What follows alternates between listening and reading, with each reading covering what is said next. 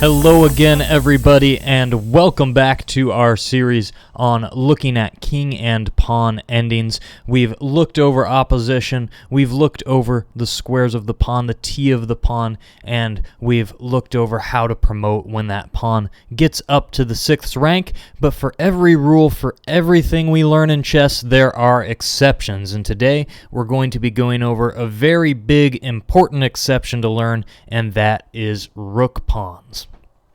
Now, in a previous video, we looked at what to do when the pawn advances to the 6th rank. We saw that the side who is able to gain the opposition is able to achieve the result they desire, that if white has the opposition, they often can push the pawn through to win, and if black has the opposition, they can achieve the draw.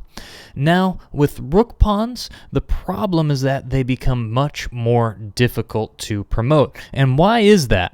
Well, let's go ahead and look at this scenario. We've got our classic scenario of the pawn on the 6th, and we'll say that it is black to move, white has the opposition. The problem is that now black can simply slide into the corner here, king a8, and normally our technique for winning would be to push this pawn without giving a check, right? But the problem now is, well, this black king has nowhere to go. There's no file to the left for him to sneak out to, as would normally be the case in the center of the board, and of course we have stalemate. So already we can't use our normal winning technique with the pawn on the 6th. In fact, if white can, or black rather, can ever get his king to the corner here, b8 or a8, it's going to be a guaranteed draw for black.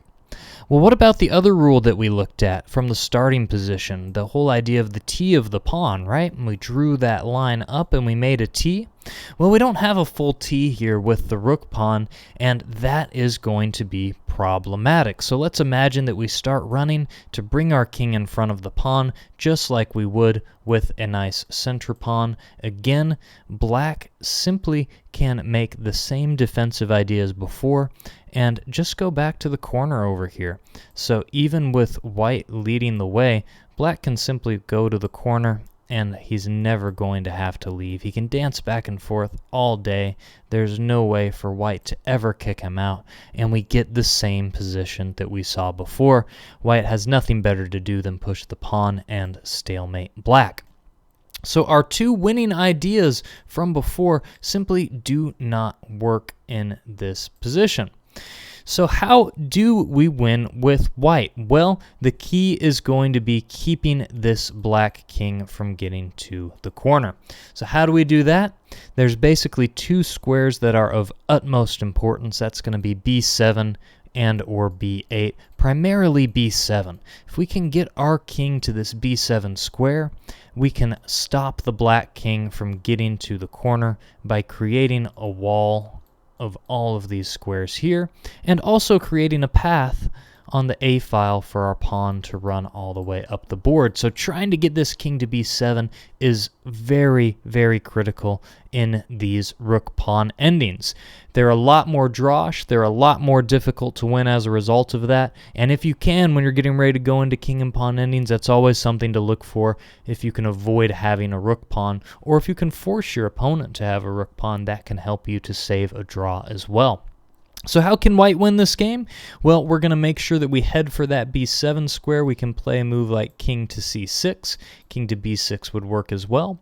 Black is going to try to sneak to the corner, right? He's running for that a8 square, but we're not going to let him get here. King to b7, and now black is stuck on the outside.